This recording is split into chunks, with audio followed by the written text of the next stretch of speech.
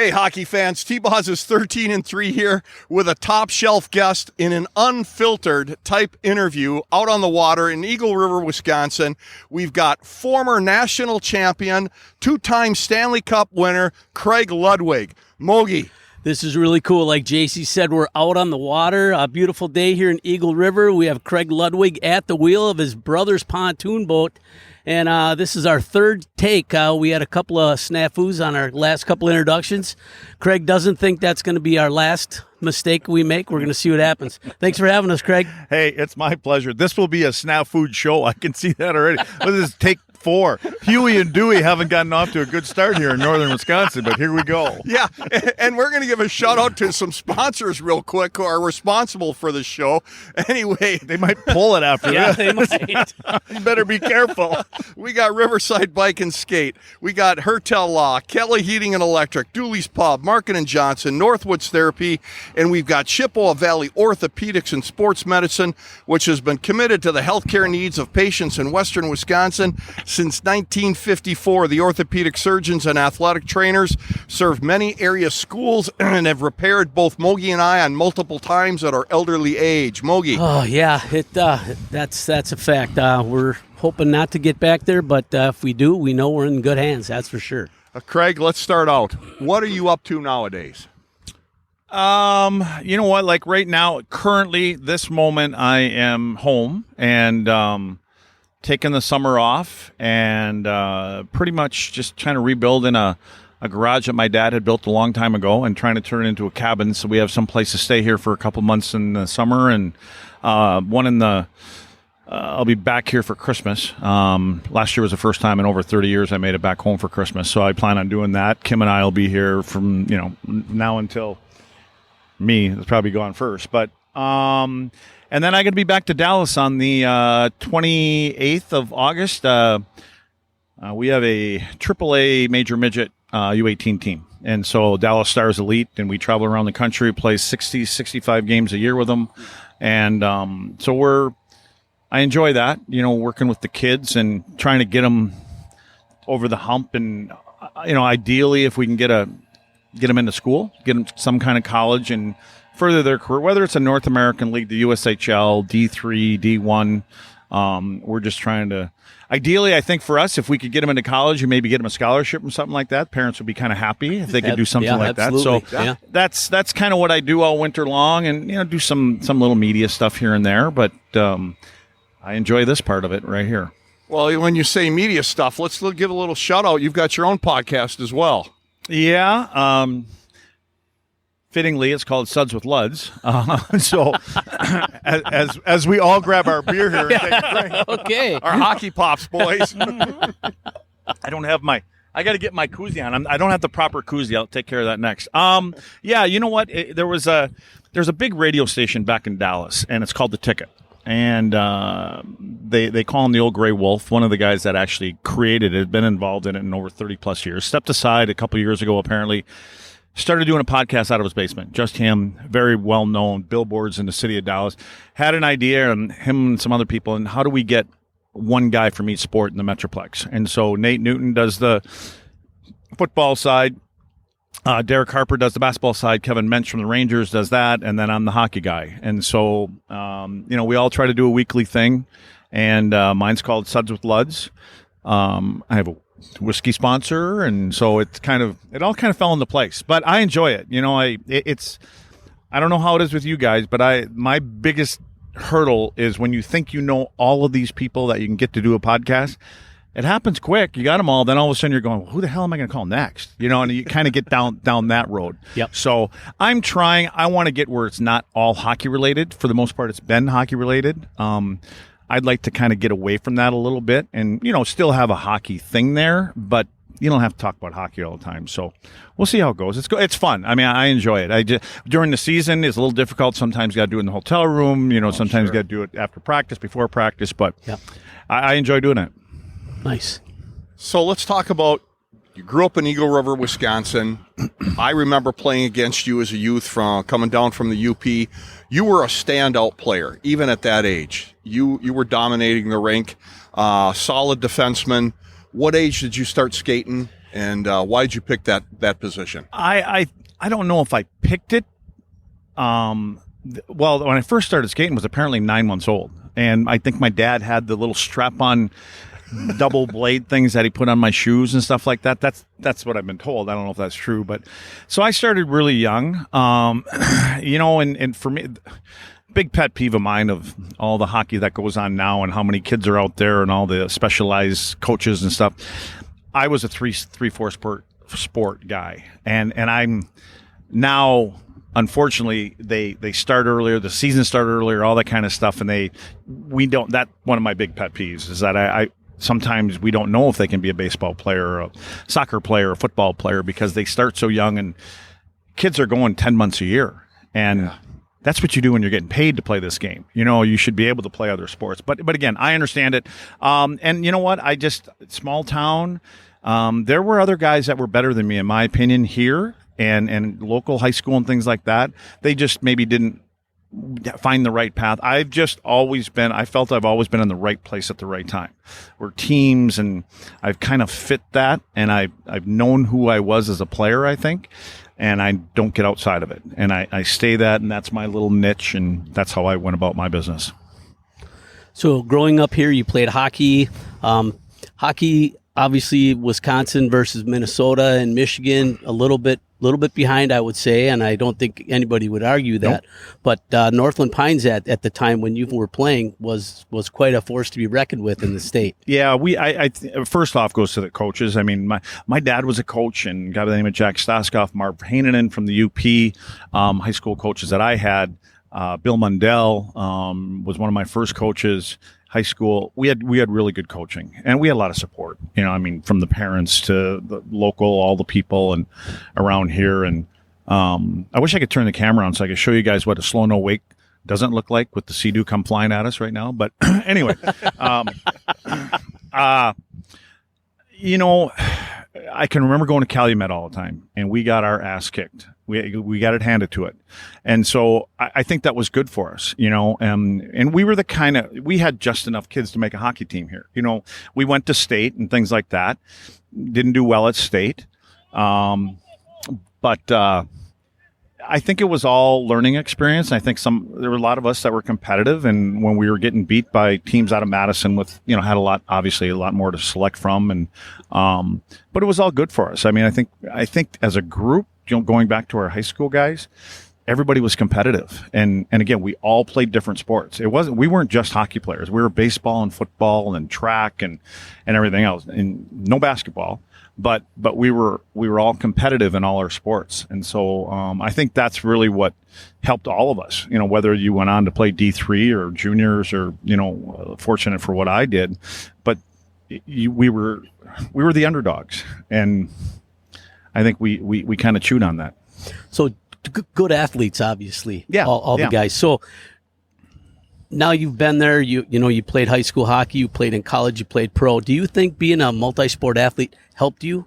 I'm a huge fan of that, and I believe in the hand-eye coordination and all that kind of stuff, the physical side, the balance of it, and just your stability at playing in all different kinds of sports. So, but I also understand. It's a specialized. Sports are specialized now. Again, I know it costs the parents. They got to spend a lot of money for teachers and coaches and special coaches and things like that.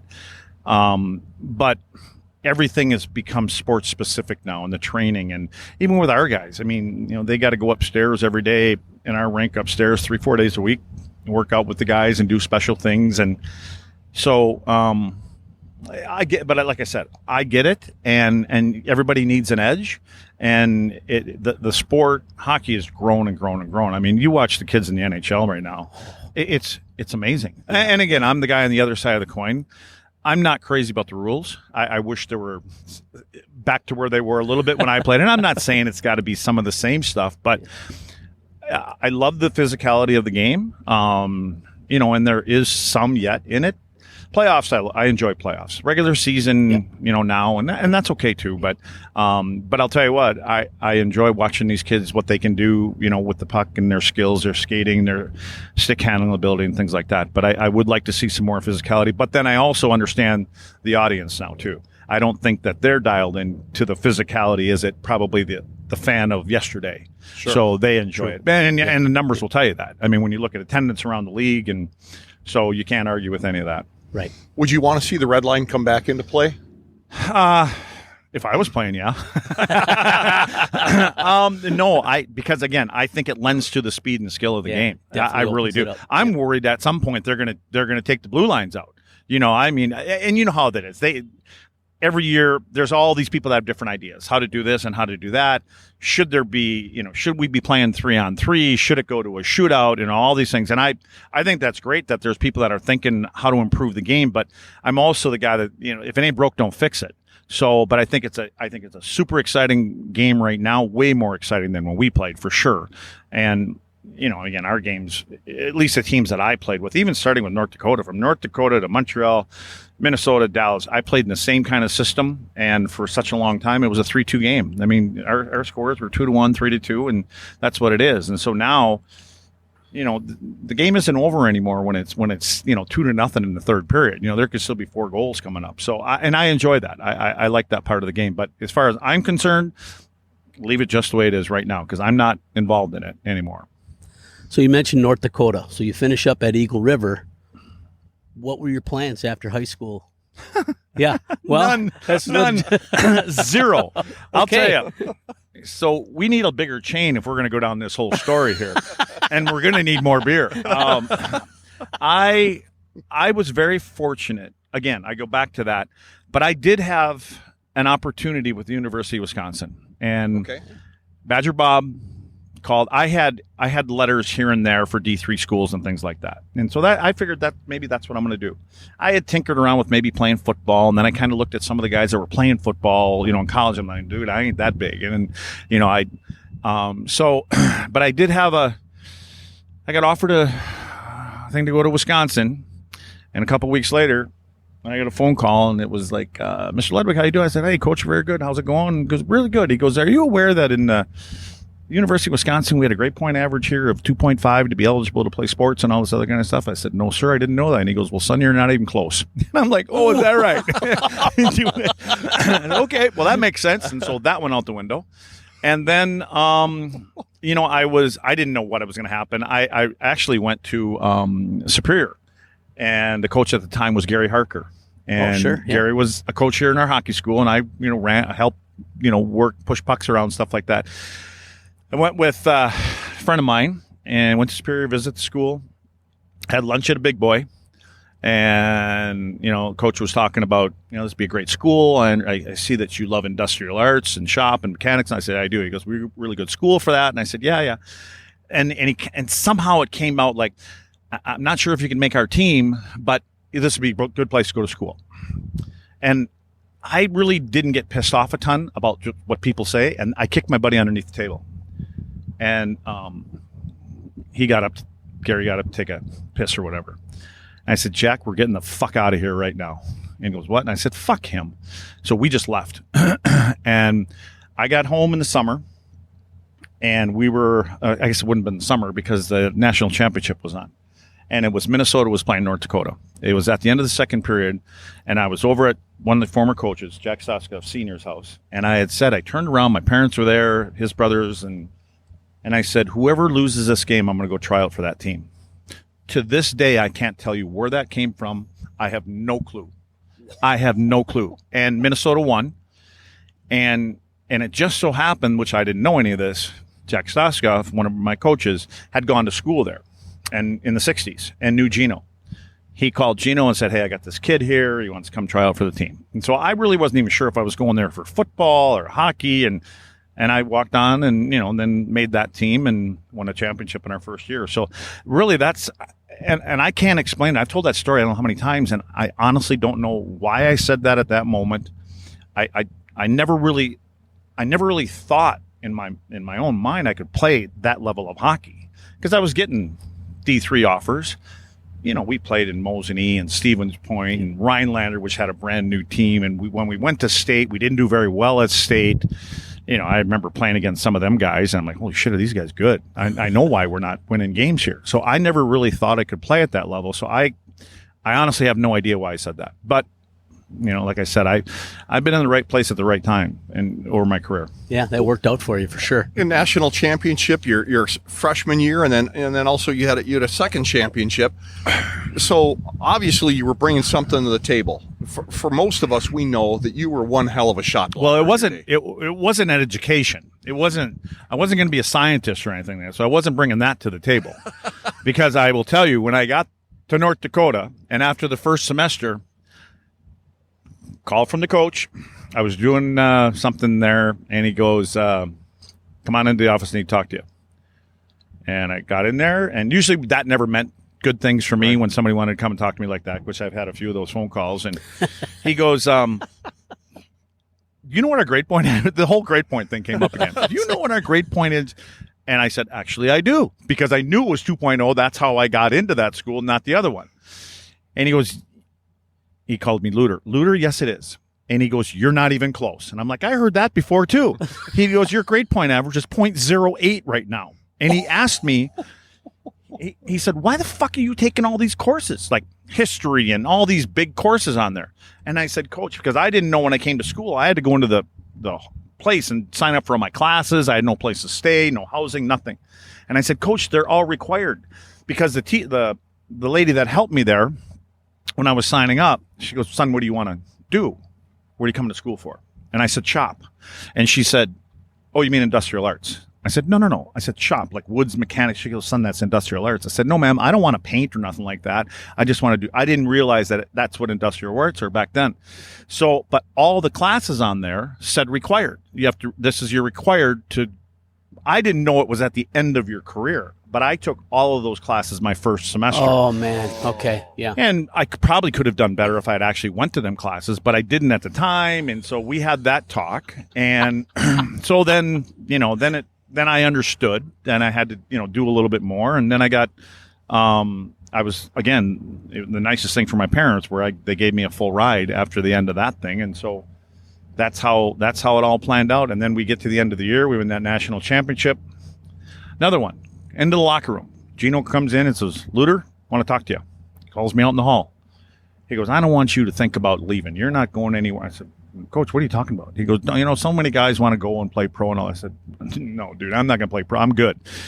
I go work at the hockey school in the summer. We ain't got enough water to tell this story, I know, but no, you keep going. This is good. I go to the hockey school in the summer. He calls me up. Again, I'm working at the hockey school, and we went out during the hockey school, and I thought, oh shit, I'm in trouble again. So I go into the office, sit down. He goes, hey, I want to talk to you. I said, yep. And he goes, how's it going? I said, everything's good, Coach. He goes, I just want to let you know you've been drafted. And I said, oh, really? And he goes, yeah. And he says, you've been drafted in the third round. I said, okay, cool. And we talked for a couple minutes, and I got up and started to walk out, and he goes, don't you want to know who drafted you? I said, oh, yeah, who was it? And he goes, Montreal. I said, oh, yeah, good one. And I just walked out. And I'm like, yeah, like I'm going to play for the Montreal Canadiens, right? And it was funny because then we go to my third year, my last year there, and we win the championship. Luder, come out here, I want to talk to you. I'm like, holy shit, this is getting to be. You should have had your own desk in that and office. He said to me, he goes, you remember the last time we won a championship talk we had? I said, yep, I do. And he goes, I want you to meet somebody standing on the hall. And there's this big guy down the hall, and it was Bill Waters. So, Toronto, he was an agent at the time. I want you to meet your agent. I said, my agent? And he goes, yep. And he goes, we got no more classes for you to take. It's time for you to turn pro. And I said, okay.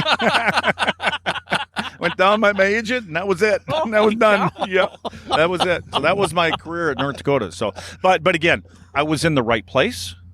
They played similar, they played that style. My very first year, you talk about blocking shots. Rick Wilson, I had Rick Wilson throughout my career as an assistant coach, as a D coach. After practices, he would line the D up. He would stand at the blue line. We'd skate to the from the face-off dot, and we'd skate out in the middle of the slot, and he'd be drilling shots at us. And so we were learning how to block shots, and so that became part of who I was supposed to be. And when I got drafted, when I left Gino's office that day, he said to me, so many guys that get drafted, and when they leave and they go to camp, they try to do other things, and they try to be this and try to be this. He goes, they drafted you for a reason. They know who you are. You're going to fit into their system, and you should be able to play there. And so I've never forgotten that. And I just kind of figured out who I was, and I trusted in all my coaches saying, this is who you are. And I've seen other guys try to step outside of that, and and then I hear coaches and I hear them talk to players and like, dude, that's not who you are. Like, if you don't do this, you're not going to be in the lineup. And I'm like, okay, well, I'm listening and I got it. And so I kind of stayed in that lane. I found my lane and I stayed in it. Let's talk about the iconic shin guards. Did you get those in college or high school? When I got to UND, Dave Cameron, the trainer, rookies, your wall's over here. That's where all the used stuff were. I got those shin pads and my shoulder pads that day. And they were used, both my shoulder pads and shin pads, and I used them my whole career. They are actually I found them. They're in a case, and they're at my place right now. Oh yeah. We're going to be getting a picture of those. Yeah, they're not pretty. It's not pretty. Well, at 20 years. Yeah. That's a long time. It's not pretty. And the funny thing is about the shin pads, years ago, probably 3-4 years after I got done, I got a letter from the Hall of Fame. And they had asked, we'd like to have your shin pads. And at the time, my kids were like, Dad, we want to use your shin pads. I'm like, you guys ain't using these things. And when you see them, you'll know why. And I just said, no, that's not happening. So anyways, I didn't return the letter. Then I got another letter. And then I didn't return that letter. And then I got a phone call. So-and-so, Mr. Light, I don't know if you received it. I said I did. And I said, no. I told him the whole story about kids. Then I got one more phone call. And I said, I'll tell you what. You guys can have the shin pads if you take me.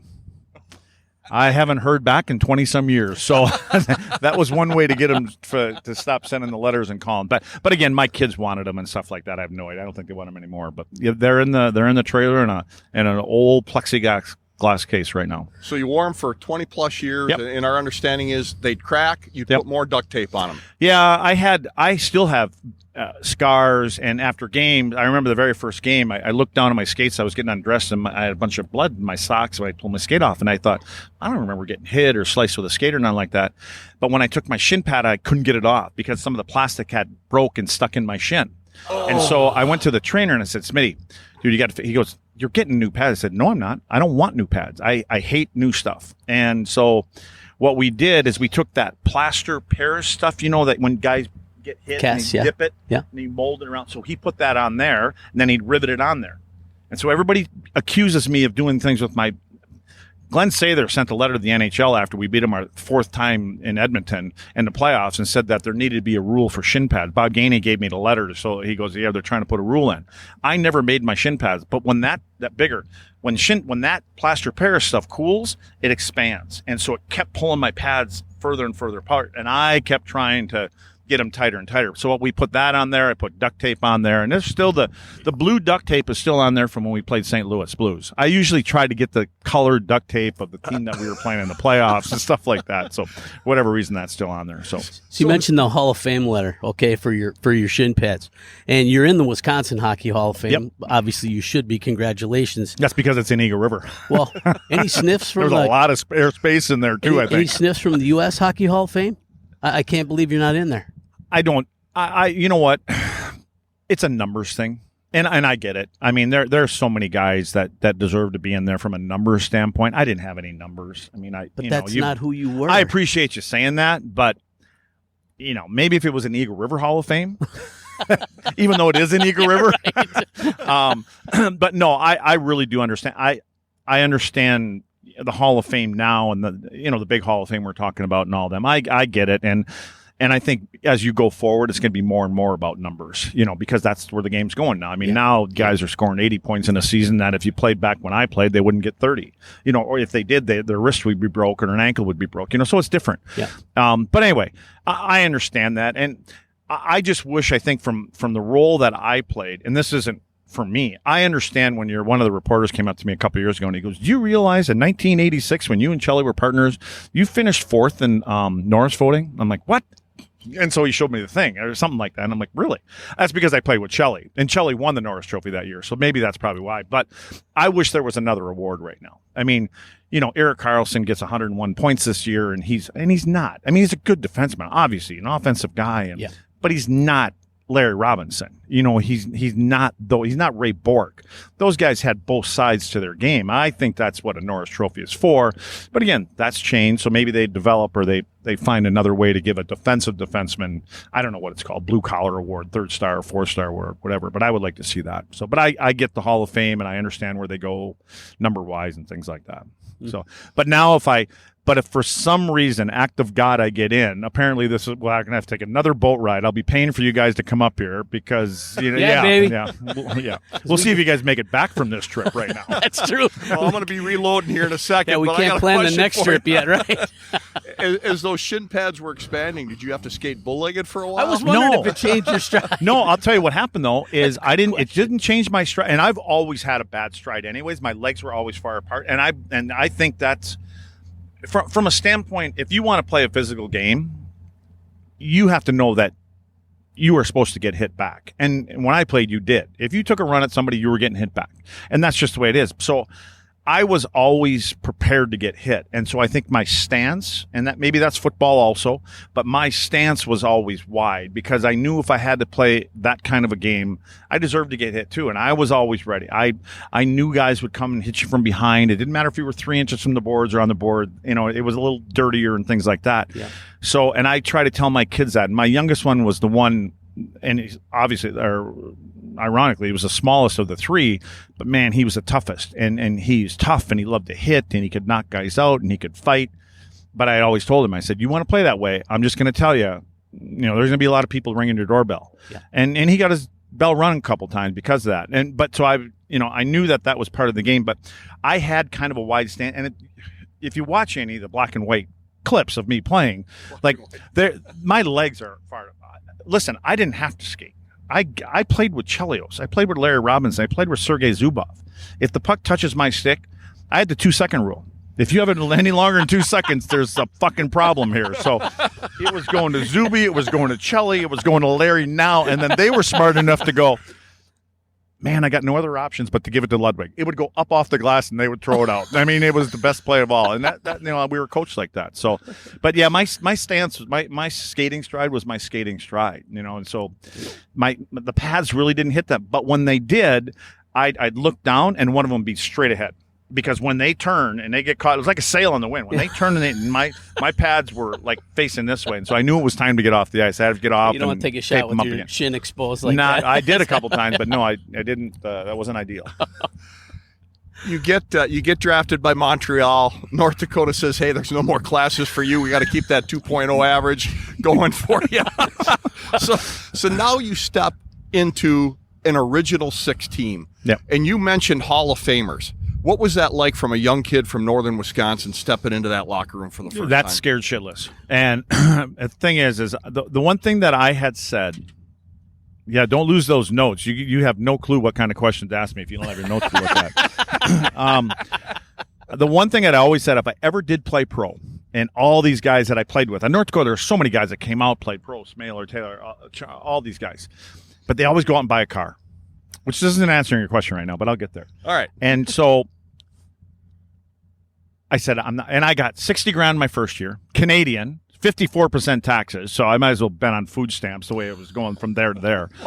And so I got like a $30,000 sign bonus. So I was in Wausau, Wisconsin, driving from my buddy's place. Sure as shit, I drive by a car dealership and I buy a Mazda RX, ZX, whatever it's called, fancy little tiny sports car.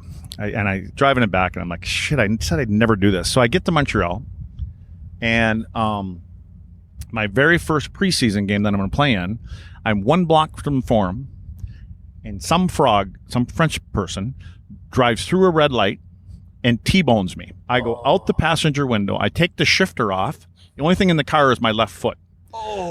And I'm a block from the forum. Ambulance comes and all this other kind of stuff. And I said, hey, I got to get going. I got a game. I walk into the training room. That's my very first preseason game. And Gaetan Lefebvre, holy shit, my face had, just a little blood and stuff like that. Just a little blood. he says, we got to go talk coach. And I said, okay. Walk in. And it was Bob Berry was our first coach. And I didn't say Berry before. I was talking about college, did I? I said Gary Harker, didn't I? Okay. Yeah. I always get them two mixed up. Anyway, Barry looks at me and he looks at his watch and he goes, warm-up's in 15 minutes. And I go, okay. And so the trainer, he goes, Coach, he just had a car accident out here and he just fly through his window and all this other kind of stuff. He goes, looked at me, he goes, you want to play? I said, yep, I want to play. And so anyway, I got in my first preseason game. Then we get to game 1 of of the NHL season in Montreal.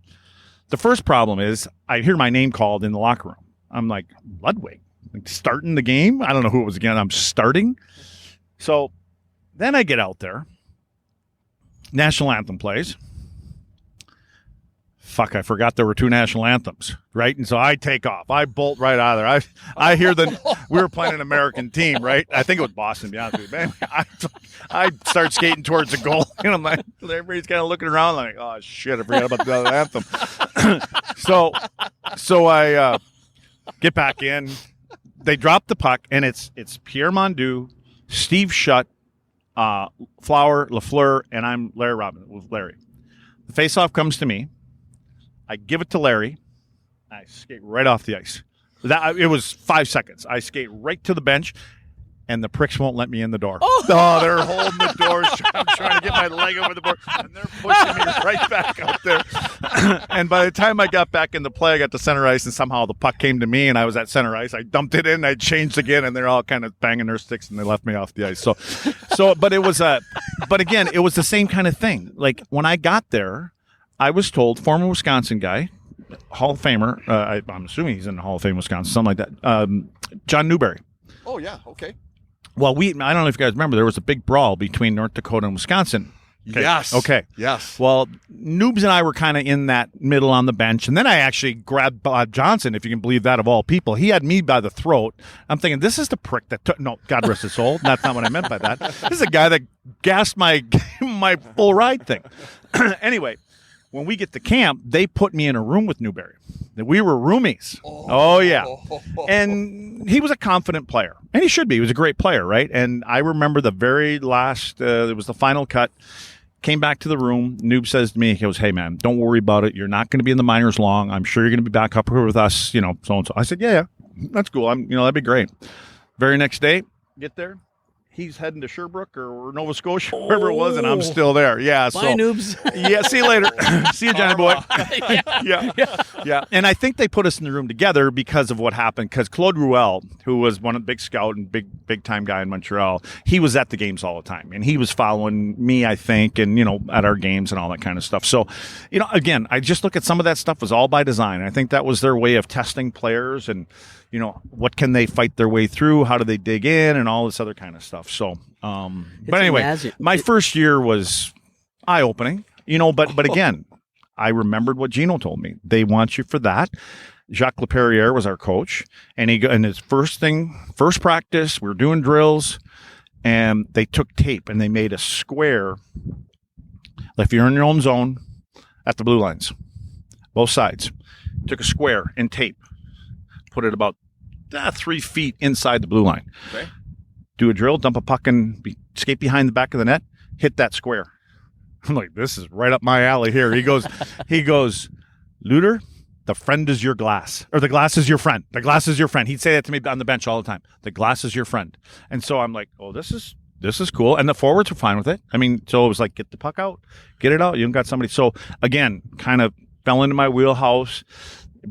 Get in front of a couple pucks, play, physical in front of your net and in the corners, give it to the right people, do your thing and kill penalties and you're good. And so I just stayed in that lane. You mentioned blocking shots, which begs the question, do you have more block shots than your goalies?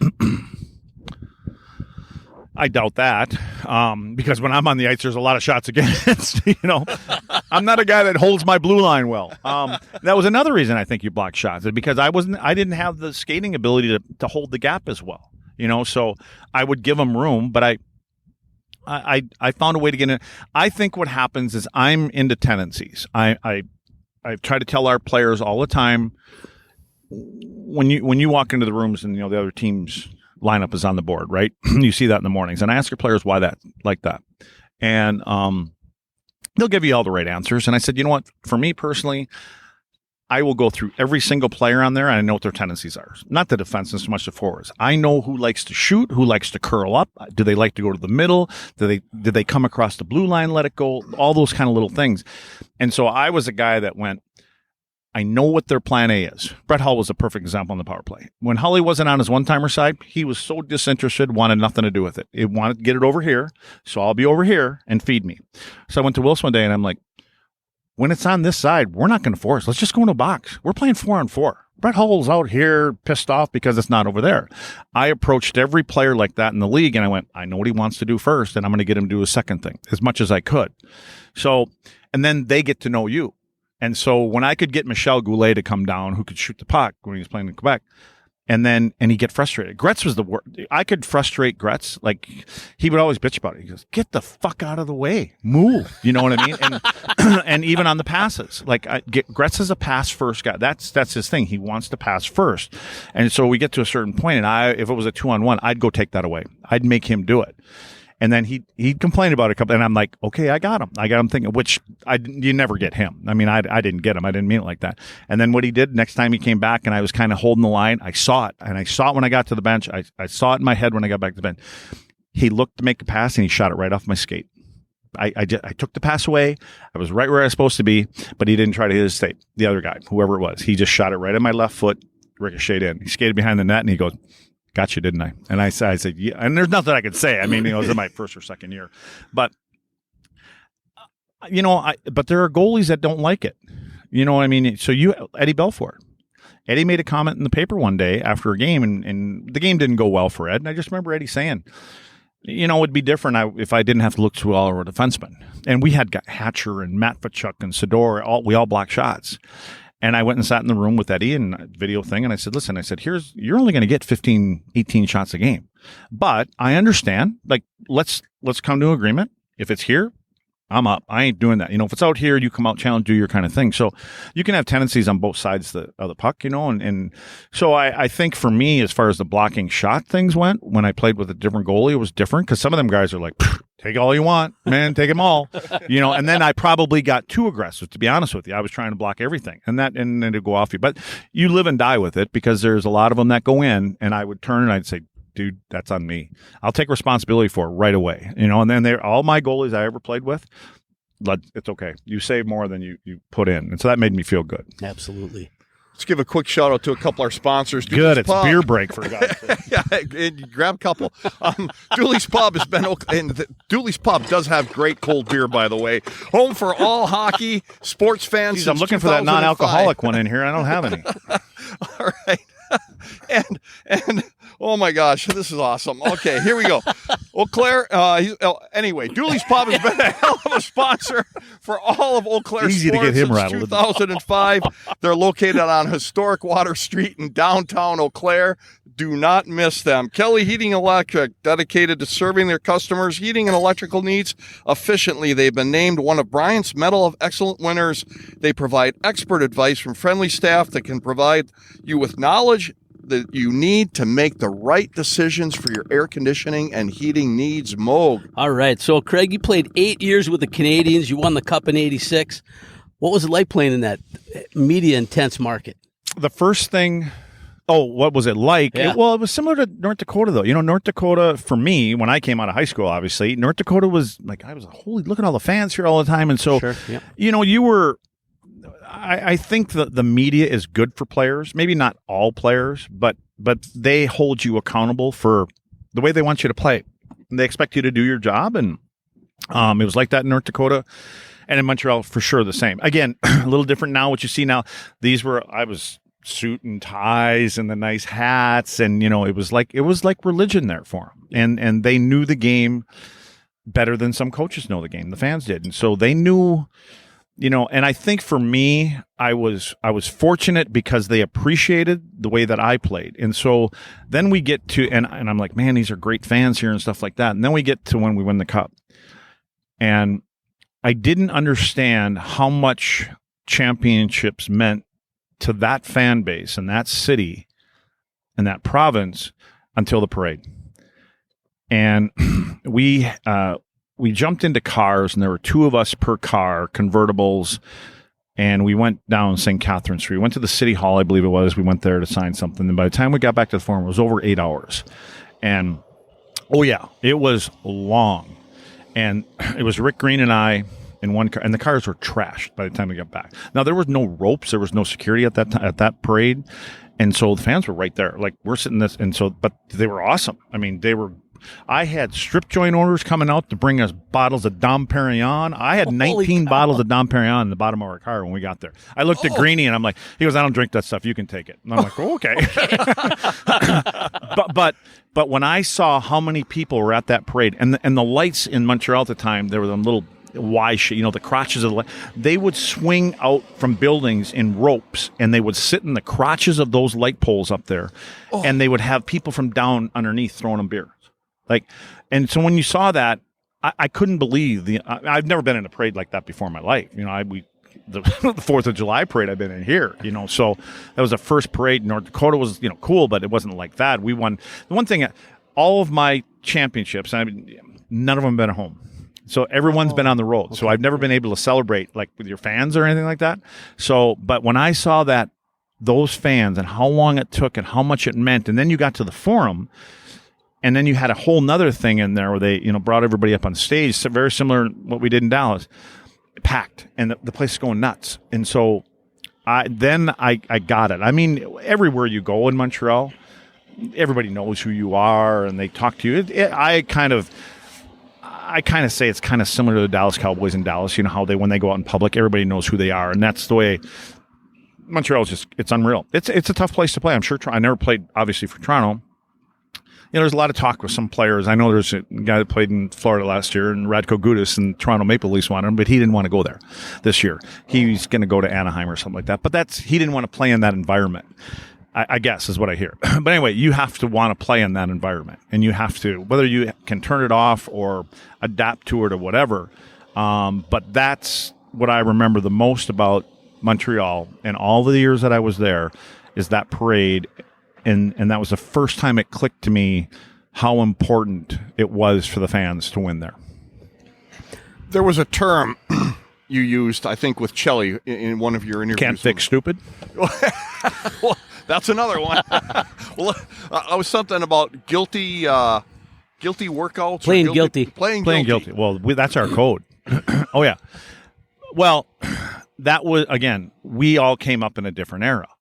And I had coaches like that. Pat Burns was like that, and Barry was like that. They knew. Bob Gainey, who I had for a captain forever, the teammates were like that. I mean, you knew that if you were going to go out at night, and when you come back, you better be able to play. And the coach, I had Burnsy 1 year in the playoffs, and Pat Burns, one of the greatest coaches, human beings that I played for, and I played for a lot of good ones. Bob Gainey is like my Scotty Bowman, But Burnsy, I remember it was during the playoffs, and called me in after the game, playoff game, and I think we won the game. But anyway, and I'm like, shit. I probably didn't have a good game. He wants to talk to me right away, and I walked in and just said, sit down.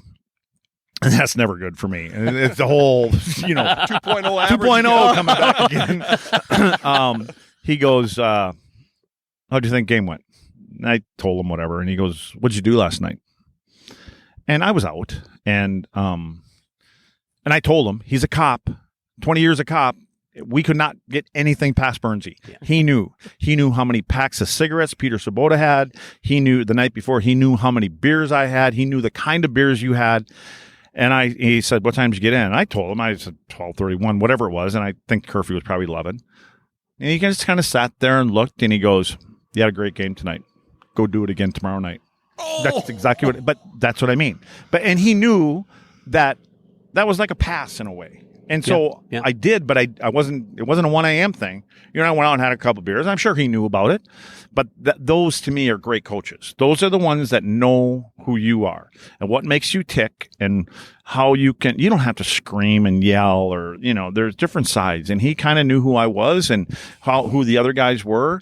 But then when I moved on, like Mike Keane, I have that's when we talk about guys, Stanley Cups or Hall of Fame. Yeah. Mike Keane should be in the Hall of Fame. Like, in my opinion, but we all have different opinions. But Keener was that kind of guy. Fight for his teammates. I mean, I could go down the line of all the guys that I was able to play with. that had that mentality, because we were a group. Like, we were a group in Montreal and we were a group in Dallas. I mean, and that's why when we won the cup in Montreal, and then Bob Gainey became the coach in Minnesota, and then when we got to Dallas and we had a meeting, and Bo called me in and just started talking about players, and we had a lot of the same players in Minnesota, and he goes, not dealing with 500 players anymore. And with Bob, he's very cryptic. And I'm like, oh, shit, what did he say? Because Bob, I was a rookie and got on a plane back from Quebec, and we were flying to Boston. He had me come back, tapped me on the shoulder, brought me back of the plane, sat next to him, brought a couple of beers. Molson was there, obviously owned us, so we had beers on the plane, brought a couple of beers back, gave me a pen and a paper, and asked me to draw up a penalty killing. I'm like, what? So I draw something up, and he kind of looks at me, and he looks at the paper, he looks at me, he looks at the paper, and he looked at me and goes, no. And I'm like, oh, shit. Now I just pissed off the captain of the Montreal Canadiens. I don't know what I'm doing. But he was always teaching. He goes, here, this, and this. And so, but Gainey was like that. So I was surrounded by guys that kind of were like me. But you get to know yourself. And I had conversations with him too. And he would, when he was a GM or coach, and says, Luds, you're going out tonight? Whenever we got in Minnesota or wherever was close to home, he goes, don't be taking so-and-so with you. And I said, Bob, I don't take them with me. They come along, and he goes, that's fine. He goes, just don't drag them with you, because you can do it. You know what I mean? Like that kind of stuff. And I knew as I got older, I couldn't do it the same as I did when I was 25. Yeah. But a lot of us, that was our thing. We're playing guilty. I mean, and the coaches knew it. Like you get there in the morning and the coach wants to talk to you.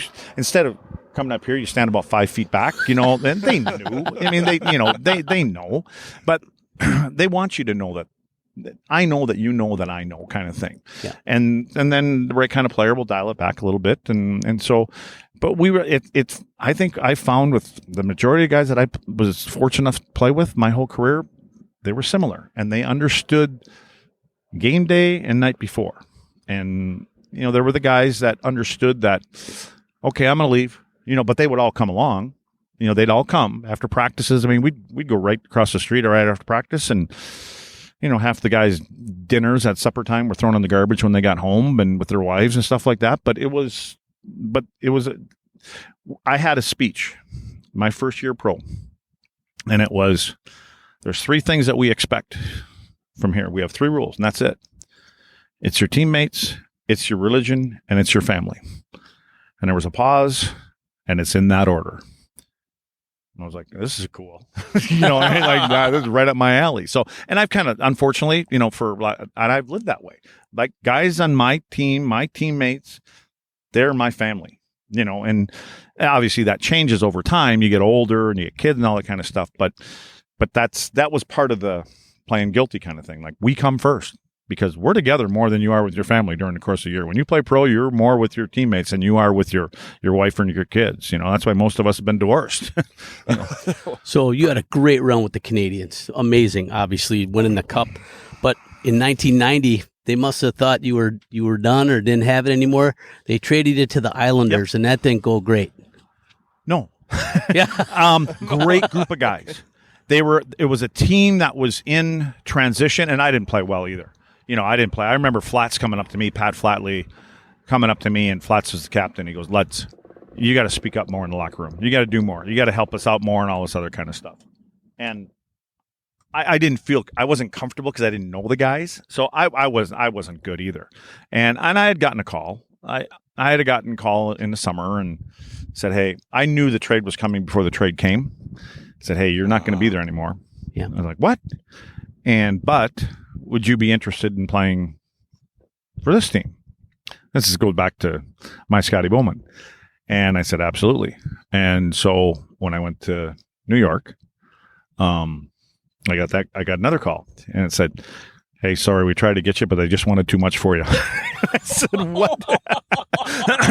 and he said, I'll call you in the summer. And so, and true to his word, he did. And he goes, you still want to come? I said, yep. And so that's how I got to Minnesota. But again, I loved New York. I lived at Billy Harris's house in Smithtown, and the guys were awesome. But it was that, it was just a team that was in transition. I mean, I think there was a game. I'm pretty sure there was a game I was -6 in. Ooh. Yeah. And I remember that was one of the one thing I remember. No, it wasn't there. Okay, I don't remember. But there was something happened with Clarkey. but that was prior to that. I was going to bring up a Clark Gilly story, but he was with the island. I wasn't there when he was there, but it was when I was in Montreal. Clark, I was kind of running around, and everybody knows Clark Gillies, God rest his soul, because one of the nicest guys on the planet, one of the toughest guys too, right? I was a young kid, and I'm getting off track again, but Clark, he skated up to me in face-off circle in our own end one time, and he kind of lines up next to me, and he goes, run around a little bit, huh? And I just kind of looked at him. I looked up at him like, yeah. I kind of said like, yeah, sorry. I didn't mean it like that. He goes, want to get your feet wet? I said, nope. And he goes, settle down then. I said, okay. And that was it. Dropped the puck and I changed. I ain't fucking biting off more than I can chew here. But yeah, no, I mean, again, great guys there. Everything was good. It just wasn't, we weren't a winning team. And I came from that environment in Montreal, which the Islanders were, but they were on that trend, right? Yeah. They were on that way down, and in Montreal, it felt they were kind of on that way. And again, I understood. I was so fortunate to say, hey, I played there for a long time. I got a ring from there, and then it all worked out after that. So. All right, quick shout out to some sponsors. Riverside Bike and Skate, Eau Claire's hockey headquarters, which is the oldest store in the state of Wisconsin. Buy hockey gear from the people that play and know the game. And don't forget about their bicycle sales and service, as well as your paddle sports center for kayaks and canoes. And also Hertel Law, the law firm you want on your side. Hopefully we don't need him on our way home today. Focusing on criminal defense and personal injury, Harry Hertel has been obtaining results for clients in the Chippewa Valley since 1981. When you need legal help if injured or accused of a crime, call 715-832-4330 for a free in-person consultation. And thanks to our friends at Market & Johnson, longtime supporters of the great game of hockey and our youth throughout the Chippewa Valley region. And Northwoods Therapy takes pride in being your choice for physical therapy in the Chippewa Valley since 1981. Northwoods Physical Therapy is a clinic where you can receive the care you deserve and are treated like family. And Mogi, this is why we brought my brother's boat today. They won't spot Big Blue back there at the cabin. This is the good-looking boat. They don't look for that barge that we normally get out there. Oh, and by the way, just a recommendation. You guys obviously are prepared and do your shit. JC, Mogi needs to do the reads all the time. Yeah.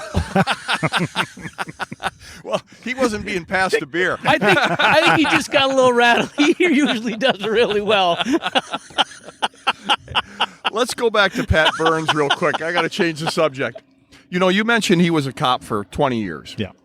What was his background that he was able to go from a law enforcement officer to an NHL coach? See, the way I look at those kind of things is that they have the right personality. Oh, I like that. The Mokester wants another one. Yeah, your wife doesn't listen to this thing, does she? Oh, once in a while. She'll listen to this one for sure. I hope that's cool enough for you. Yeah. What was the question? Sorry, I didn't know I was going to have to do the beer, drive the boat, fucking run the podcast, critique the reads for you guys. What do you do next week? We got a couple more lined up. Just you want me there for entertainment. Yeah, absolutely. We were talking about Burnsy. Yeah. I think general managers, the smart ones, find the right coaches for the right group of players. And he's obviously had a background, but he also had contacts. There were guys that had played in New York, in the city, and I'm talking for the Rangers years ago, and I never thought they were the right players, knowing a little bit about them, being in a certain environment. I didn't think that was the right environment in New York City for them because they could get distracted a little bit easier. Okay. And I think that when you have a group of guys that are good players, and they might need a cop that has a background in that and have contacts and be able to go, I know what you're doing. You don't have to be the hard ass. You just have to let them know that I know what's going on. And so maybe that, and if you have that right kind of player that and again, to me, teams and everything else are about personalities. You have to, as a general manager, as a coach, with kids too, you have to know the personalities. I can't talk like now. When I was done, I went and coached our minor league team, and it was in Kalamazoo, and then we went to Salt Lake City. I didn't realize that I couldn't talk to, and this is back in 2000 or whatever it would have been, 2001. I couldn't talk to them players the way that I talked to teammates and coaches there, because different different era, different. They're not the same. They were brought up differently. You couldn't like, you could pour things down us. You could shove them down our throat. And even then, and even now it's even different. Now, when I go to try to show something on a board out on the ice, and here's our breakout, here's what we want to do, you'll get 2-3 guys that hang around and they're staring at the board. I'm like, fuck, what was that? I was like, I showed where this guy goes, but they want to know why. And why? Because that's where you're going to go on our breakout. I want you to go up, stretch, and go across the ice. Yeah, but why do you want me to go up there? Because I fucking told you to. That's not the way it works. And so you have to get to know. It's similar, different but the same kind of thing. As I think when Burnsy came in, we all knew, like I said, that conversation that I had with him, I better not, he's going to know tomorrow morning when I walk in. So in a roundabout way, he could have come down harder on me, or he could have fined me. He could have sat me out a game. But he knew my personality from knowing backgrounds of people. I think once you get to know the personalities of people, you know what makes them tick and how you get to them. I think that's all part of the game. I think it's a huge part of the game now, knowing how, like, I look at Lindy Ruff in Jersey and got a young team there. He's got a really young team, and he did a hell of a job this last year with them. They had a lot of talented guys, but I don't think Lindy's coaching the same way there as he probably did when he was in Buffalo years ago.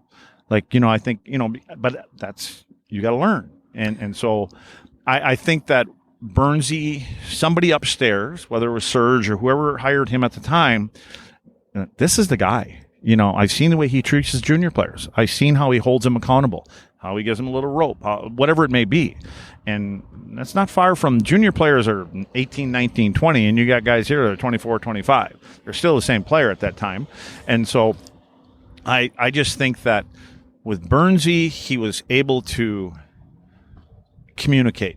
I think that's what he could. In our day, that wasn't normal.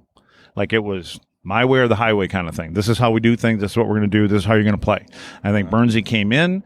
He had a relationship. We were in one other thing that happened with Burnsy is we had lost a game, a playoff game, and I got called in the office again. But this one, I was like, man, I played pretty good. We lost. It was a close game or whatever it may be. And he was staring at a little monitor with a VCA or VCR or whatever it was then called. And he goes, "Now, what'd you think of the game tonight?" And I told him what I thought, and he goes, "Okay, come on over here. I want to show you something." I stand up, walk around the back of the table at his desk. He's showing me his fucking water ski school. He's got water skiing. He goes, "Look at me footing here." So but you know what I mean? It was that kind of thing. He had a water ski school, and I had a water ski school back here in Wisconsin. He knew I did that in the summer, and so he kind of knows that. He knows them little tidbits about you, right? Yeah. And he just like, okay, we're cool. Don't worry about it. Game's good, because he knew I would go back and tell the guys, and even the guys that may not know him, because for the most part, I somehow ended up being a pipeline between the players and the coaches. I was a conduit. And it was the same way with Hitch. I was in Hitch's office fucking every day of the week. And he was a little bit harder, but he would be too hard on players. So he'd call me in to just relay the message a little bit differently. I gave him shit, go talk to him kind of thing. And I think that's kind of where Burnsy came from. I think that's why he was hired. I think somebody knew the things that he had, that he could get to the majority of players. He knew that there were older guys there that he didn't have to dick around with, but it was maybe the younger guys. I think that's good management is what I think it is. Speaking about coaching, and I just want to get your opinion on this. There's a coach who was fired by the Toronto Maple Leafs a couple years ago. He had issues with some of his players, kind of throwing him under the bus. He had an issue with Mitch Marner. I'm talking about Mike Babcock. And listening to your podcast, he embarrassed two Hall of Famers, Mike Modano and Chris Chelios. So we know he's got that track record. We know those aren't Hall of Famers; those are legends. I'm sorry. That's a difference. I didn't mean to disrespect him like that. But no, you're right. I mean, I'm just saying I know where you're going. But he embarrassed these guys, and obviously a great coach. Now he's got the Columbus Blue Jackets, a young up and coming team. Yep. Is he going to be able to make that change that Burnsy was able to make? Yeah, I don't know. And the reason I say that is because you mentioned young players. And so, but again, he had a come to Jesus meeting, obviously, with somebody in the NHL, more than likely Gary Bettman, and he had to get cleared to come back and all this other stuff. And again, if I understand everything that happened, the reason that it was like this was more about what happened to Holmstrom in Detroit. Like, it was a little hard on him, right? Like, he came out and he publicly said he mentally abused me, you know what I mean? Mentally, you know what I mean? He said it was, and I believe that. To me, again, I go back to old school. You can't handle that. You can't, you know, again. So, and I don't know any of them guys in Detroit. So it wasn't like something that happened in Chicago. Like, this wasn't an abuse thing, right? I mean, this was more mental abuse, I guess. Right. Yep. I think that's what it all was. And so I think that, and he's got a history of that. I mean, old school coaches, that's what they are. But again, I don't know, because like I said to you earlier, if you have an older veteran team, you can treat them differently. You do treat them. You have to treat them differently. Younger kids, now you have to, like I was talking about, there's different way. But I think that the time that he's had to spend away has given him time to reflect on, I should have done this, I should have done that. I'm assuming that there was that meeting, and there were probably more than just Gary in the meeting with him. There were other people in there. And he obviously said all the right things. But like I said, you know, if Columbus gets off to, they play their first 20 games and they're 4-16 or something like that, does the old Mike Babcock come out? Because when you talk to, like you said, Hall of Famers and guys like Madonna and Chelly and things like that, they don't have a lot. But you talk about embarrassing a couple guys. When Mo was sitting on 1,499 games, and don't give him game 1,500, which is another milestone, which not many players get to.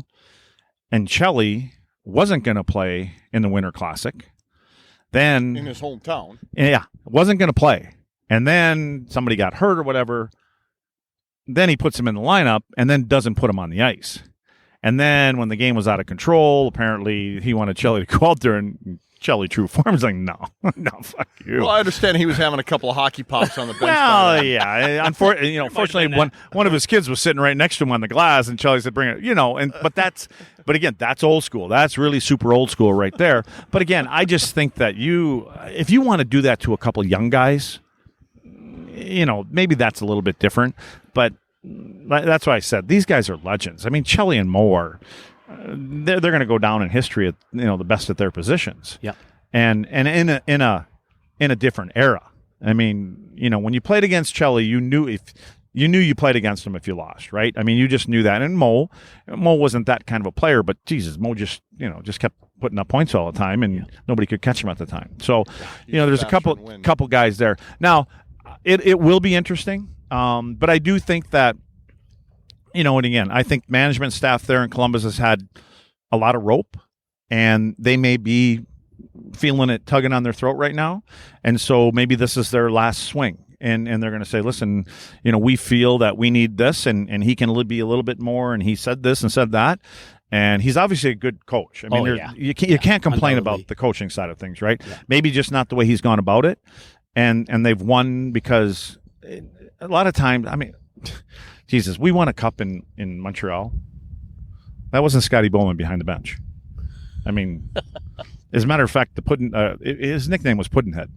So, wow. Yeah. So, I mean, and I will tell you that there were times when there would be meetings and the door would get slammed after the coach walks out, and it would be like, fuck this guy. We know how to play. Like, leave that there. We know what we're going to do when we go out and play. We know how to win hockey games.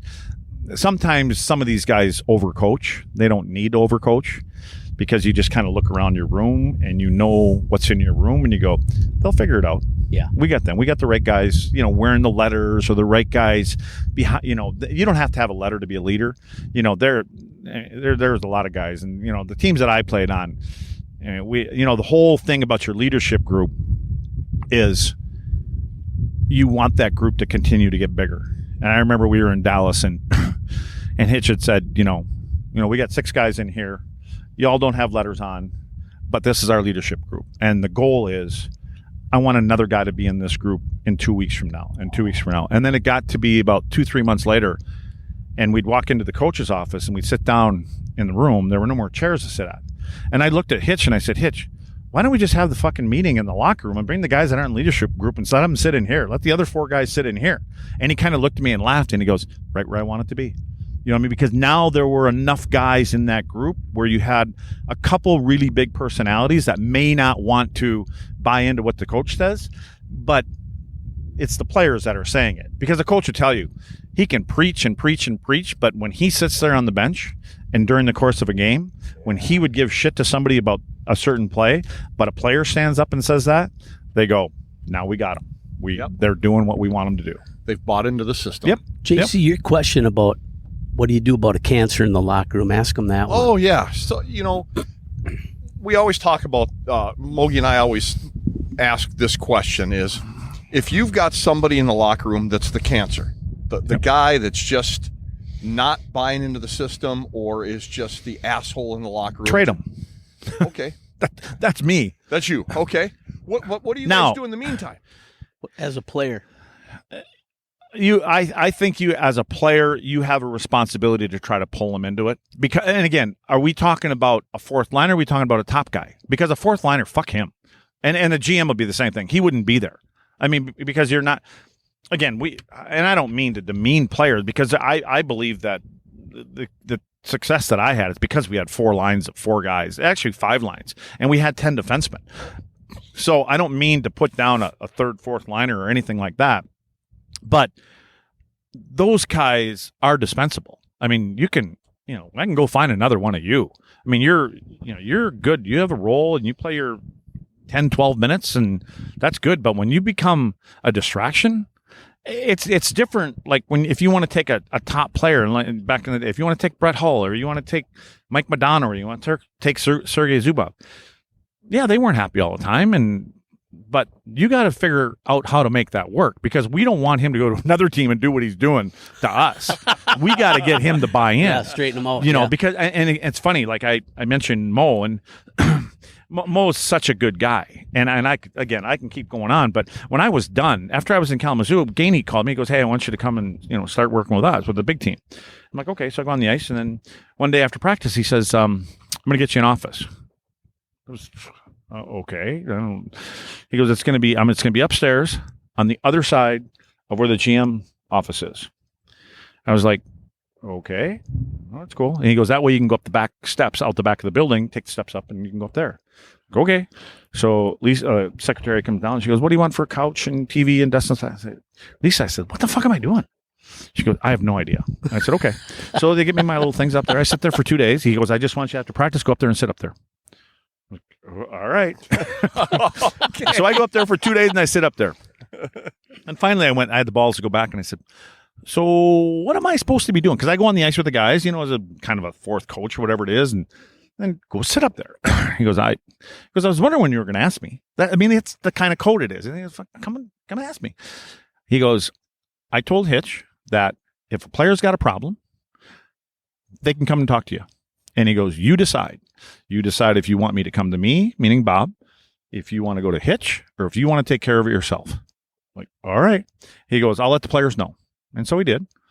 And next time I go up there, I sit up there, and all of a sudden you hear somebody come in. What's up? Now, these guys I just got done playing with a year ago. Almost all of them. What's up?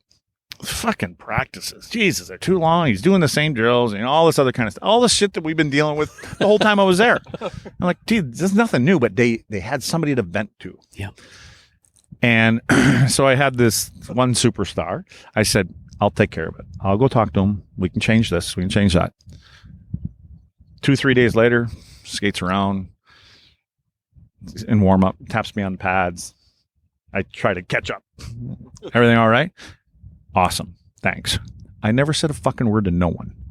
No one. But I just talked to him, said, I'll take care of it. We'll figure it out. But that to me, go back to Burns, go back to Babcock, all that kind of stuff are the smart guys know how to get inside there, get inside their minds and get them to buy in. But yeah, with cancer, to me, it depends on who he is, and again, the good players, you got to figure it out. You got to exhaust everything you have in order to get that guy comfortable and happy. if it's one of the guys like me, fuck, we can get lots of you guys. Either buy in or go someplace else. We can send you. I'll send you to San Jose, and you guys you're not going to see the playoffs for the rest of your career. Is that where you want to go? Like, let's be honest here. And I believe in being honest. Like, you play 9 minutes a game. You're on the third pair. You're on the fourth line. You get a couple penalties. You kill a couple penalties, but you want to play on that team? That's fine. You're going to be the same player, probably. I mean, who was the idiot that jumped up and down in front of Brodeur all the time? That clown. Yeah. Not Sean Avery. Sean Avery. Yeah. So Aves was in Dallas, and I'd never understood why he was even there. But he was cancer in the first week, and it took 2-3 months, and he was gone. Why they brought him in, I know, because one of the guys was a friend of his in the GM. But again, that's not looking out for the best what your team's all about. Let's talk about your second. I'm never getting hired in the NHL, that's for sure, after all this shit. Don't worry, nobody listens to this anyway. Not after this fucking shit show. Let me tell you. Forgetting your lines, your papers are flying all over the place. We got to stop for more beer. Jesus. That I am empty. But anyway, let's talk about, oh my gosh. Let's talk about your second cup. Dallas. Yep. Goal or no goal? And I know what your answer is going to be already. You got the frickin' ring. Yeah. I mean, it must be a goal. I mean, we're sitting here. You know what? By the rule, apparently, and I looked at it, but you can go to the crease after the puck does. And Mo shot the puck on net, and it never left the crease. Now, was Hully's skate in there? I think that's the big thing, right? Was it in there before Mo shot it? Mo actually said he was trying to go in to get the rebound, and Hully just beat him to it. Because Mo wanted that goal. And I bet he did. But anyway. Who wouldn't have wanted that game-winning goal, so right? by my understanding, but I'll tell you what. I think the proof is it wasn't a goal. I mean, by the law, it probably wasn't a goal because they changed the rule the next year. It was gone. So it was either too much of a fine line because everything that I've heard, and none of us really care if it's a rule or not, to be totally honest with you. I mean, like you just said. But when I went, man, I got to look at that. And one thing I will never do is I never watch games. Never watch. I never listen when I was doing TV. I'll never I hate myself. So I never watch any of that stuff. So I went back and watched, and I went, well, Mo shot the puck. Hasek made a save. And then Hully went in and tapped it in or put it in. Unless I saw something wrong, but I only watched it one time. But then I heard, you hear this side and you hear that side. You can't be in before the puck gets into the crease. Now, you guys have obviously watched it. What's your opinion? I would have said no goal. According just by watching that whole series. So was Hully standing in the crease way before Mo shot the puck then? Is that what happened? Without having watched it recently, yeah. I know his skate was in the blue. I mean, I definitely see that. Did he have the puck? I don't know. Well, here's what you ought to do is ask all of your listeners to go watch it, and then let's all meet up at one of your sponsors' places, and let's discuss it. I think that's a great idea. We could just do a whole podcast. Yeah, we have good ideas here. Should we have Dominic Hasek there, too? Did you see where he had to take all of his stuff out of the Hall of Fame in Czechoslovakia because they were closing the Hall of Fame there? Did you see that? Yeah. What a bunch of shit. That's crap. Crazy. Yeah. I hope the Hall took it here. To Eagle River? Yeah. No. Probably not. Eagle River. Yeah, that'd be a big boost in his morale. Yeah, so that's it. Another foreigner gets in before I do. Yeah. Speaking of Eagle River, now JC's told me about this iconic pontoon ride with the cup where evidently the pontoons were all the way underwater. The DNR had to stop you and maybe talk to you about an overloaded pontoon. I don't know. Can you tell us a little bit about that? Yeah, you guys got lucky enough today. You actually saw the boat as is today. A buddy of mine that had that boat. Don't worry, I don't need one. That's okay. Are you fucking kidding me? Guy goes all the way past me to get a beer and then doesn't hand me one. And it's your beer. Holy shit. Usually you're smart enough to raise it to indicate it's empty. Well, it's always empty. Thank you. You know what? It was a houseboat, and Kent had this boat for a long time. And when it happened, I mean, none of this was planned. Nothing was planned. And I just said, Kent, I got a bunch of guys here. We got this thing. He I don't think Kent even knew what Stanley Cup was at the time, but he goes, well, let's take it for a boat ride. So we did. And I don't think he expected to have 20 or 30 people on the top of it. And it was all up there for a picture to start with. Most people were all over the place. Then we thought it'd be a cool shot. And then we all got to the front. It was like, hey, move in closer. And then Yeah, then it almost didn't go well. But I'll say this: it did get thrown into the lake, but we had a life jack on it, so eventually it got thrown in.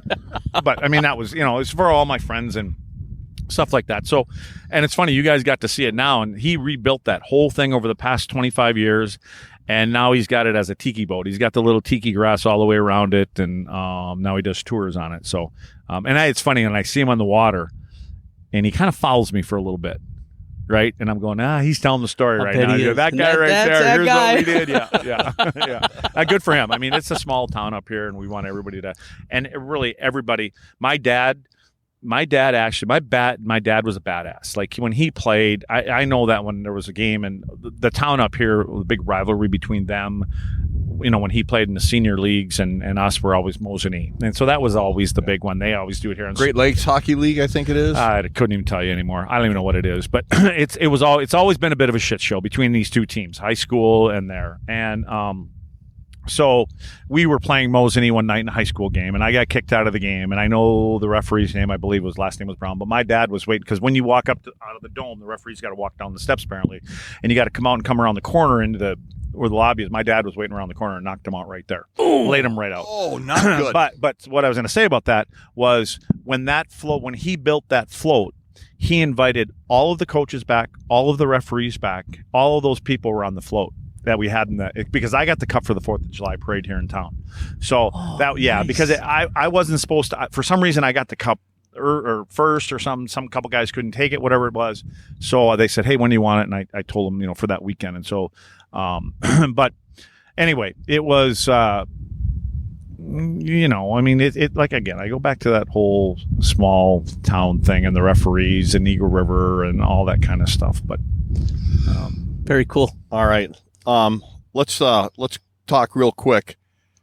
What was the final deciding factor for Luds to hang up the skates, call it quits? I was going to quit the year before. I had been done. Well, what it is my kids were getting, because okay, let's start this way. I was going to end the year before. I thought that was enough. It was 12, I think it was 13 years in between cups, okay. Which who cares if it's 3 or 13, I guess. We were on a really good team. I was fortunate enough to they wanted me back for another year. And then when we won that cup, and I knew that the game was getting faster, I'm smart enough to know that, like I said, I wasn't good enough to stand up at the defensive blue line. I would back in a little bit. Now I was standing next to Belfour. I mean, when they were coming across center ice. So I'm like, okay, I know. Catching on here. Yeah, I get it. I've outlived. I mean, I never expected to be where I was, and I was fortunate to be there. And I thought, you know what? Elway, Jordan, they all quit after their last championship.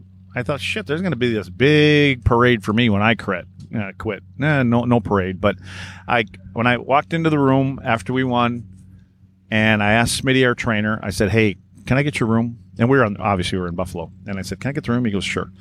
And I said, can you guys go get me a case of beer? And he said, yep. And so I said, bring my kids in and stuff. And so they brought him in there and walked in. They said, Dad, you're done, aren't you? I said, yep. And I said, let's have a few beers. And then what happened is the following year, I was up here because I was done. I was up here, and it was in December. I was snowmobiling with about 6 of my buddies, and we were a place in Phelps called the Hooten Bar, and we were having this big 1-pound burger, and I got a phone call, and it was Bob Gainey. And that's when he asked me if I wanted to come back to coach. Okay. And I said, yeah, sure. I said, well, I know. I said, well, let me see, and let me call you back in a couple of days. Anyway, I said, yeah, I'll do that. And then he says to me, he goes, hey, I'd like you to be there by January 15th, whatever it was. And he says, take your shit with you. I said, what? He goes, bring your gear with you. I said, bring my gear with me for what? And he goes, well, there's when you're going to play your first game. You got 2 days, then you play a game, then you got 5 days off. I said, yeah. And he goes, we could skate with the guys. I said, I don't want to skate with the guys. I said, I've been doing this shit for 39 years. I don't need to do that. He goes, no, I want you to take your stuff with you. And I said, what? And he goes, I'll call you in a couple days. And I got in my car, and I took off a couple days later. And he goes, you bring your stuff with you? I said, no. And he goes, I'll have it shipped to you. I said, Bob, I don't want my stuff. I said, why do you want me to take my stuff with me? He goes, I want you to come back and play. Oh, I said, what? And so anyway, he wanted me to come back. He wasn't digging one of the defensemen or something like that on the team. And then they went to the finals that next year too. They lost in New Jersey. And I just told him, I said, Bob, okay, give me a few days. And I told him, I said, be honest with you, my kids were just getting in high school. And I said, I'm not at all worried about me embarrassing myself, but my kids got to go to school and go, holy fuck, did your dad get smoked last night? He wants me to come back and play in February in the middle when guys are in game shape. Yeah. And I could barely move when I was playing. When I was finished, I said, man, I just don't want to embarrass my kids. And he goes, I respect that. He goes, no problem. That was it. So, and then they go to the finals, and I was sitting in Kalamazoo when they were in the finals when Jason Arnott scored that final goal in Game 6, I think it was. I was sitting in Kalamazoo, and they all know that I'm helping coach the Sires minor league team. I jumped up and I was cheering. They all kind of looked at me. I was like, "Oh shit, I'm sorry. I thought something else happened." I was happy, and for a split second, I was happy because I'm like, I missed another cup. I could have been there, whether I was sitting in the stands or sitting on the bench, or you know what I mean. And so, and I felt so bad when I did that. But yeah, that I was in that. But I think I think guys know, and I've seen a couple superstar guys that have hung on. I played with a couple of them that hung on a little too long, and I just thought it did their career disservice. Like, be remembered for your 18 years or 19 years or 15 years, whatever it is. And because sometimes they remember your last few things. And I just remember a couple of those guys, and I was there, and there wasn't much to remember about me anyways, but I didn't want it to be really bad, especially for my kids. I got one last question for you, and then we got to wrap this up. And that is, it's a 2-part question. Choose anybody you want to be your blue line mate, and choose the hardest competitor you faced in front of the net. Oh boy! Hang on, I'm reloading. Yeah, we got a lot of finishes reloading. This is awesome. Okay, I got to go with Chelly as a partner. Yeah. I mean, it very easily. I mean, I could say Larry Robinson, which that's a no-brainer too. That's why I don't like these kind of questions. Okay. Nice job, JC. Well, pissing him off now. If I didn't have an opportunity to play with so many good guys, it would be a lot easier. Was that? Hey, Tudus, we're in the middle of doing a show. We're in the middle of doing a show here, and you're interrupting. I'll catch you on the way back. Sorry, folks. We'll edit that out. He looks like Gene Simmons, doesn't he? He does. A little kiss action going on. He used to come up to Montreal and freeload off me all the time. So he'd come up. Yeah, you said a lot of Hall of Famers. It's hard. I mean, you picked Chelly. That's why that's a tough pick. The thing about Chelly is Chelly is just such a competitor, and again, so was Larry and Zubov.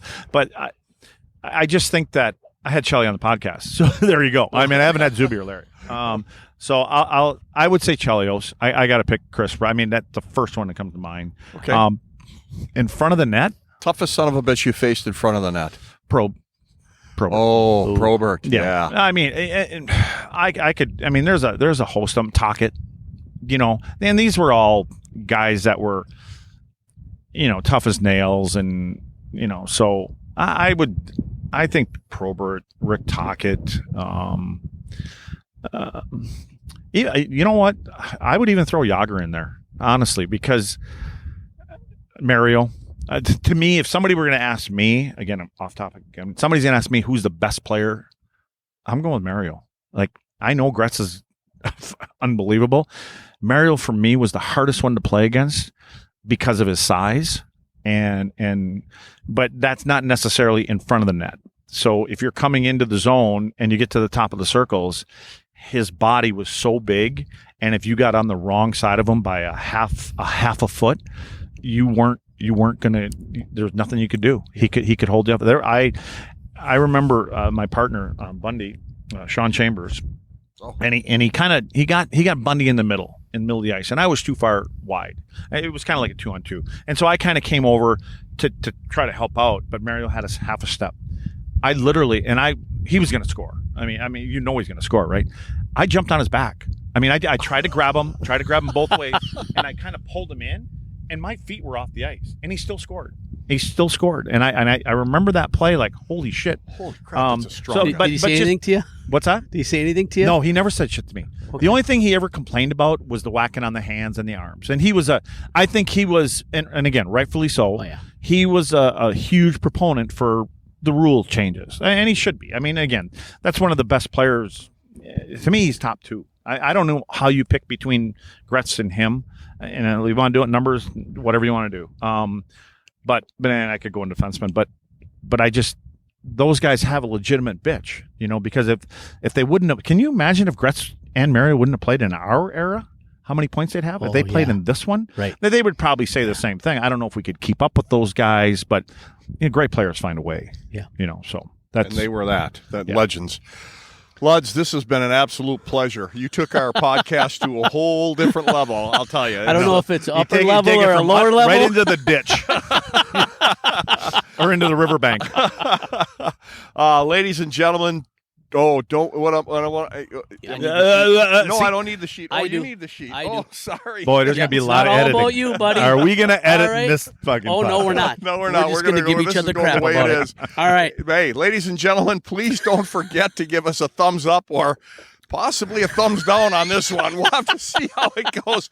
But leave a comment. Just turn the paper upside down when you look at it. They're all thumbs up. There you go. We need it to stay in the game. It helps us out. Yeah, Craig, we can't thank you enough for having us up here to your my place. pleasure, This guys. is Anytime. amazing. Thank you so much. Yeah. Probably never see you guys again, will I? Oh, no. Oh, I don't know. We're stopping through every time we come to the UP right here. Just give me a heads up so I can leave. Okay, sounds good. All right, and also thanks to our audience. And remember our sponsors, Riverside Bike and Skate, Chippewa Valley Orthopedics and Sports Medicine, Hertel Law, Kelly Heating and Electric, Dooley's Pub, Market & Johnson, and Northwoods Therapy Associates. Follow us on your favorite social media platforms as well as YouTube. And remember, folks, until next time, keep your head on a swivel and stay on your inside edges. Yep.